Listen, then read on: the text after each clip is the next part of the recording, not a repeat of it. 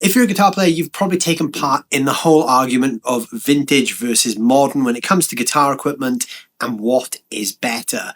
Now, as you know, this is a completely subjective topic, but it does always get people going in a debate.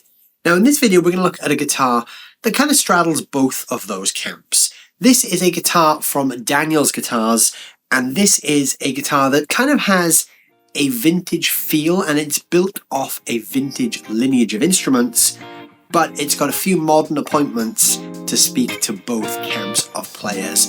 This is the Pugilist from Daniel's Guitars.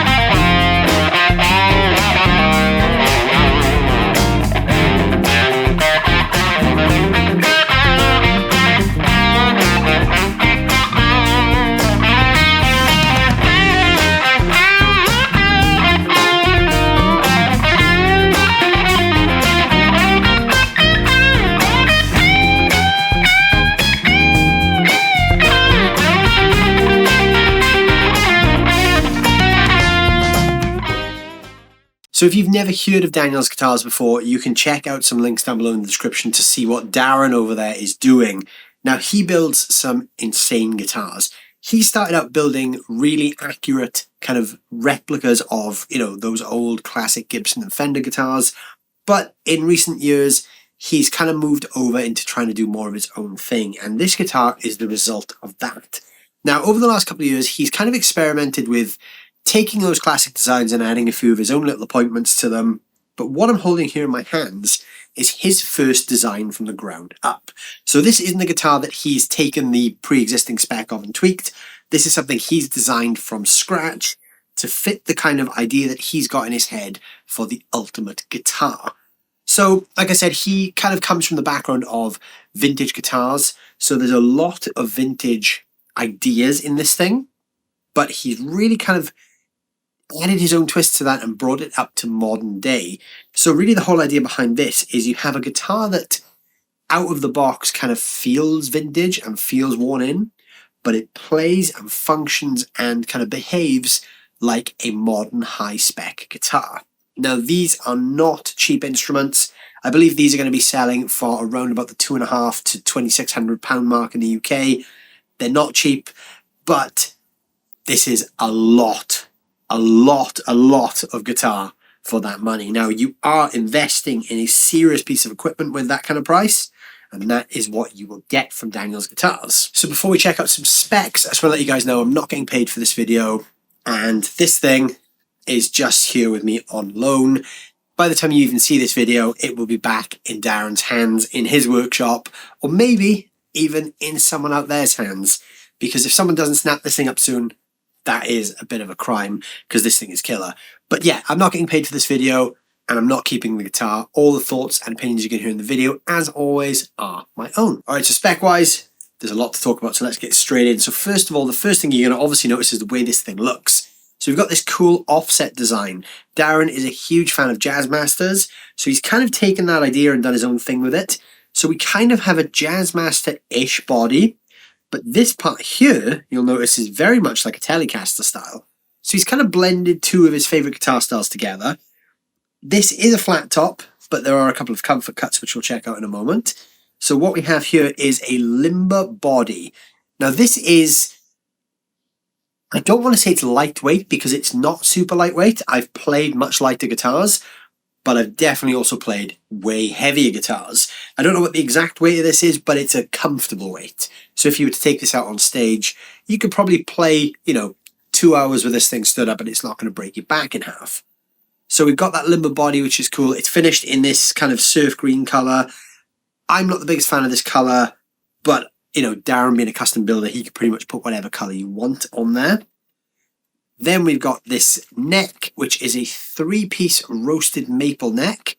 It's a very dark roast. I'm not sure whether he added any staining over the top or whether that's just the kind of color the wood went as he roasted it, but it looks amazing.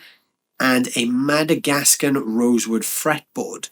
Darren is quite fond of interesting woods, and he's one of those luthiers that isn't really too hung up on, you know, using the correct wood. If it works and it sounds good and it feels good, then it is good. He kind of subscribes to that notion, which I think is very, very important. So on top of that, we've got Jessica medium jumbo frets, mother of pearl dot inlays. I forgot to ask him what the fretboard radius was. It kind of feels like it would probably be like a 9-inch radius or maybe like a 10. This is kind of built with a Les Paul feel in mind, so I wouldn't be surprised if he's gone for that kind of somewhere from the 9 to the 12-inch kind of radius for this thing. I don't know what the exact number is, but it's comfortable enough to play. Should also mention that the seafoam green or the surf green finish is a nitro finish as well. So as you can see there on the close-up camera, it's shiny, but it's not, you know, it's not poly shiny. It's got a nice kind of vintage glow to it. This actually has some checking to it, which is nice, which is obviously a really desirable feature of nitro, that the finishes check naturally. Can't really see it on these cameras, but I will try and get some of those close-up shots for you so you can see some of the lovely checking going on as well. And also, that will age really nice when you start playing this thing live. Then up at the headstock end, we've got a matching headstock, which is nice. That's a nice touch. This is Darren's own headstock design, which is kind of based, you know, loosely on the open book headstock design, but without going down the copyright rabbit hole too much. And then these things are absolutely wonderful. These are the Schala Grand Tune tuners. Open gear with the wooden buttons that kind of match the finish on the back of the neck. These tuners are insanely good. They feel really good. I mean, they're very high end. They're not cheap tuners. You get what you pay for with those tuners, but they work a treat. Back to the body now. We've got a Goto stop tail and tailpiece here in the kind of typical Les Paul style. HSS configuration. These are Mojo pickups. They are all custom wound to Darren's specs. The bridge pickup is obviously a humbucker, so it kind of gives you that PAF-ish kind of sound. And then you've got 2 Mojo single coils as well. 5-way switch. So this is where we kind of deviate slightly now, because a 5-way switch instantly gives you a Strat to mind. Electronically, then we've got volume, tone, and tone with these really cool cupcake knobs. The volume is obviously the volume of the guitar. The tone is the master tone. And then this tone control is not actually a typical tone control. There's a few different cool things. So first of all, it's a push-pull switch to split that bridge humbucker into single coils. But then, this is a really cool feature that isn't actually wired in properly on this model, but it will be on future models, is it kind of acts as a blend and a phase switch. And I think this is really exciting. So let's say we're in the neck pickup here. So we've got just that pickup active. This blend pot, when I turn it up, will blend in the middle pickup in series with the neck pickup. So that effectively gives me a humbucker. Same is true in the bridge. Blend that middle pickup in series. If this is in coil split mode and that's a single coil, then I get this as a humbucker, which is a single in the bridge and the middle. If it's in humbucker mode, then I get the humbucker with the additional single coil in series as well. Very cool. Then when we're in positions 2 and 4, because these pickups are kind of slightly out of phase, what this does is it actually makes them more out of phase. So it kind of gives you that really quacky kind of Peter Green, Les Paulish kind of sound. Really, really useful tone if you like that sort of really thin but quacky kind of Les Paul tone. Inside's all super high quality stuff. We've got CTS pots, orange drop caps. I do actually know the weight of this thing. It's 7.5 pounds. I don't know why I said I didn't know the weight, because I do. It's 7.5 pounds, which, you know, I think is a good weight. It's heavy, it's robust, but it's not back-breakingly heavy. Darren is also shipping all of these out with Ritter gig bags as well, the fully padded ones, which are great for protecting the guitar. So yeah, I mean, you can kind of see that there's a lot going on here. We've got a big, thick neck, so that's where the kind of vintage feeling neck comes into things, but then we've got cool appointments like this neck heel, which is really shaved off so I can get right up at those high frets. Even though it has a really chunky neck, it still maintains quite a fast and very kind of fluid feel, which is nice. It doesn't feel like I'm playing something that's overly chunky. So I think he's done a really good job here of taking the idea of what we think a vintage guitar should be, throwing it in a blender with a few modern things, and this is basically the hybrid of old and new that will kind of appeal to players who want one guitar that does pretty much everything. And I think once that blend circuit is finished as well, this guitar is pretty much going to be unstoppable. So I think we should plug this thing in now and hear what it sounds like. Alright, so gear-wise, the Daniels Guitars Pugilist is plugged into the Blackstar Studio 10 6L6 today, which is running completely clean. The amp is going via the 2-notes Torpedo Captor X, and in front of the amp I've got the Wampler gearbox, which is a 2-sided overdrive pedal. Side 1 is a clon style circuit that I've got set to like a light crunch, and the second side is like a Marshall in a box, which I've got kind of a typical kind of classic rock guitar tone dialed in. So we're going to start by playing clean. Now what I'm going to do here is I'm going to start off with the humbucker, then I'm going to engage the coil split, so we get the split coil. Then I'm going to go to position 2, so we get the single coil in the bridge and the middle. Then I'm going to turn the coil split off and have a humbucker and the middle, and then we'll go from there. So every time you see me play this thing, I'm always going to start with the humbucker, then go single coil, then position 2 single coil, then position 2 humbucker, and then the rest is self-explanatory. We've got middle, which is the usual middle, position 4, which is the neck and middle, and then position 5, which is the neck. So we're going to start off completely clean with the bridge humbucker.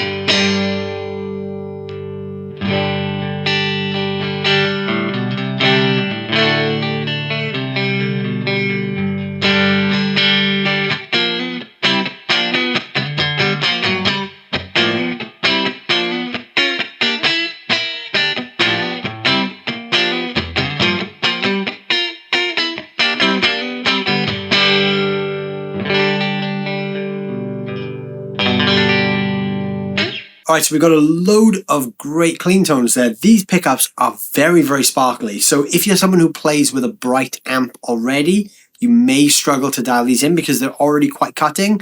Obviously, you could just change your amp EQ or use the tone control on the guitar to take the edge off, but they are quite lively sounding pickups. I like that. There's a lot of kind of high fidelity to them. Really nice. But like I said, if you play with a really bright sound already, these may need a little while to sit in your existing setup. Now I'm going to play some crunch tones with the clon side of the Wampler gearbox.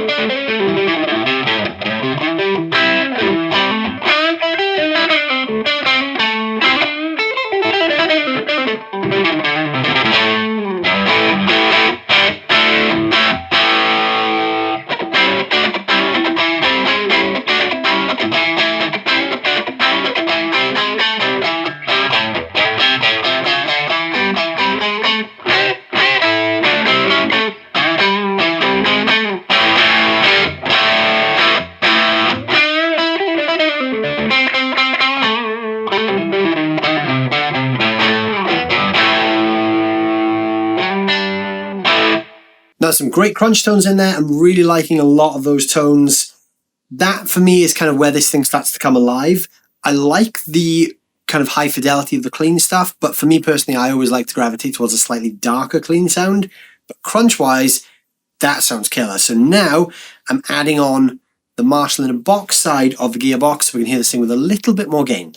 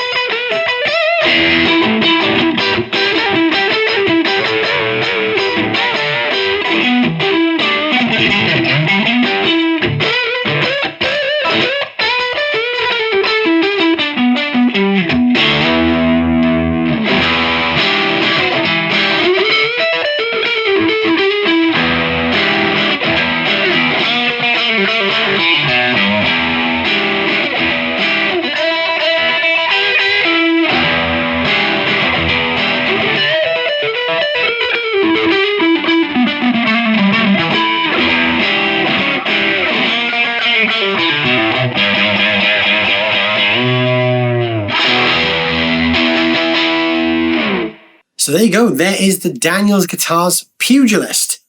What a cool guitar. There's so many great sounds and kind of playability features with this guitar. It's a really fun guitar to play. Now, I've mentioned Darren and his guitars many, many times on the channel before. We've done a few videos together. I really, really like the stuff that Darren makes at his workshop.